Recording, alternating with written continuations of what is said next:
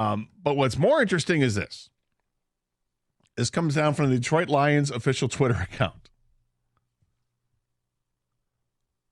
The first pick overall has been waived in the Karsch and Anderson kicker draft. Doug had the first pick yesterday. We went one round, snake it up. Not back, though. Not back. Snake it up. Doug had first pick. He took James Turner. I had the second pick. I took Jake Bates. Kang had the third pick, and you took Badgley. According to the Lions Twitter account, the Lions have signed kicker Jake Bates and waived kicker James Turner.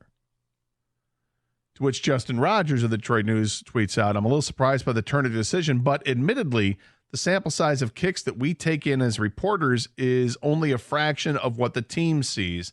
The competition is now Badgley and Bates. Hey, man, you got to, these roster spots, and these aren't official roster spots, but just the guys that you have in camp and, can sign, they're valuable. So they saw enough where they're like, hey, this one's going to go down between Bates and Badgley. That it is. Yeah, I'm a little intrigued by this as well. I think, my eyes kind of go up like the Rock a little bit. Oh, eyebrow raised. Interest peaked. So,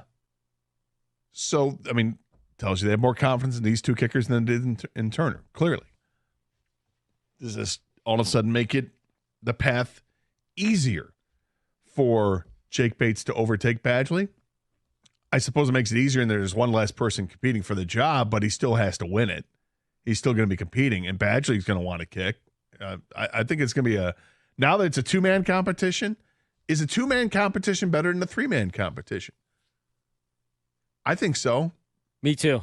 Because you're narrowing it down, right? You now, nitty-gritty. Before it was three, now it's two. More pressure on you. There's only one guy to beat. You got to do it.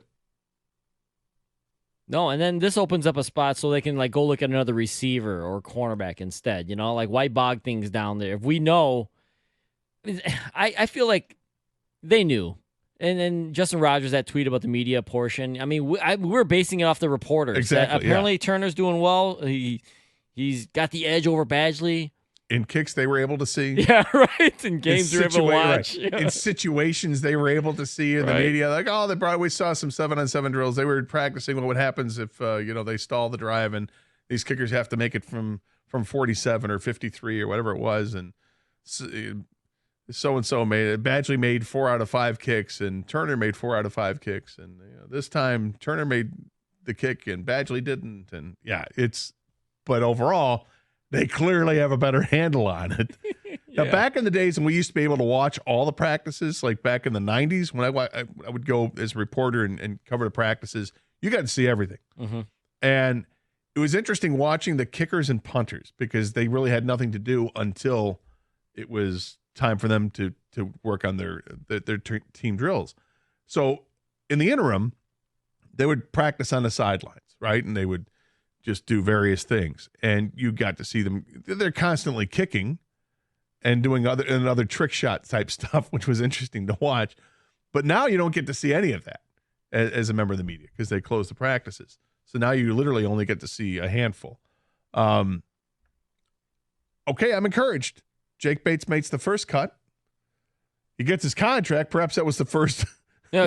Bates is like, well, that was easy. I already got rid of one guy. He's like, I literally signed today. And the other guy's gone. Okay, so now it's a competition between two. We got a ticket text from someone who didn't sign their text. Says Doug's first overall pick was the fastest bust in history.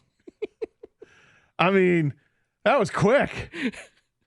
That was quick.